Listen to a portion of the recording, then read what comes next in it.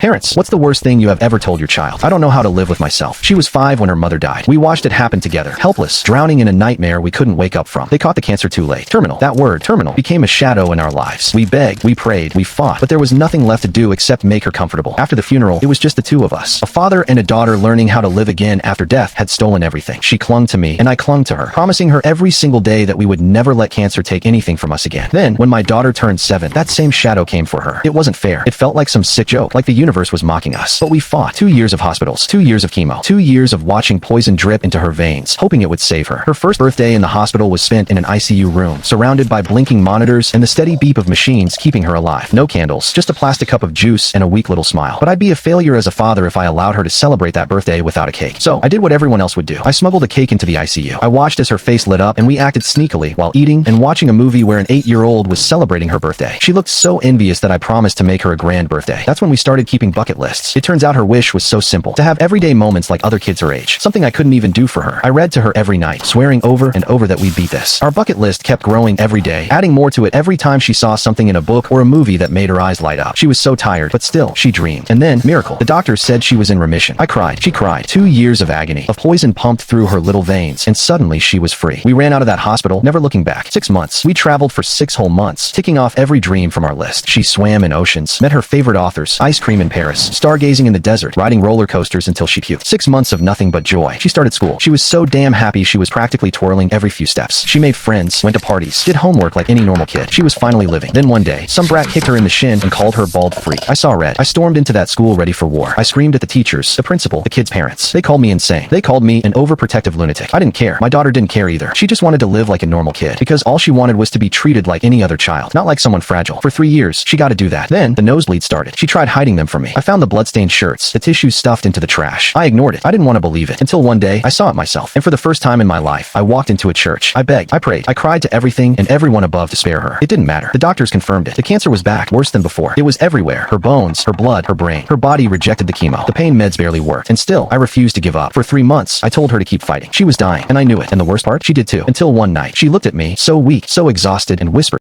"Dad, can I stop fighting now?" I couldn't breathe. She just silently waited for my answer. "Thank you for being with me, Dad," she said. "Thank you for being my father. Thank you for the last 2 years. But I'm tired now, Dad. Can I stop fighting?" And I said yes. She died that night in her sleep. 3 words. That's all it took. I know she was already slipping. I know it wasn't my fault, but it still feels like I killed her. I told her she could stop fighting, and she did. What kind of father does that? But if there's one thing I hold on to, it's the stolen time. 2 years of stolen joy, stolen light, stolen life. They should have never been ours, but they were. And for that, I'm grateful.